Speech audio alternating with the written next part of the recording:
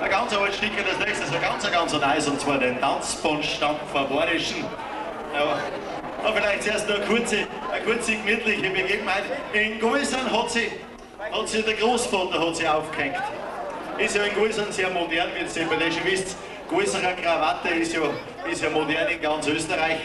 Ja, die häufigste Todesursache in Gäusern ist Aufhänger, Mensch Strich. Auf jeden Fall hat er sie aufgehängt. Oft hat der Vater zu seinem Buben gesagt, weißt du was, gehst du mit so einem Herrn Pfarrer und sagst ihm, dass der Großvater nicht mehr ist. Sagst ihm aber nicht dazu, dass er sie aufgehängt hat, weil das schaut nicht gut aus für die Familie, ich weiß nicht, das blöde Reden und sagst einfach was anderes, aber nicht, dass er sie aufgehängt hat. Dann ist der Bub zum Pfarrer und hat gesagt, Herr Pfarrer, hat er gesagt, grüß dich, mein Papa schickt mich, ich sollte sagen, der Großvater ist nicht mehr, der Großvater ist gestorben. Mei, hat der Pfarrer gesagt, hat ihn der Herr zu sich gerufen, hat er gesagt, ja, der Bub mit Lasso hat er sich geholt. Der Tanz vom Stampfer war das schön.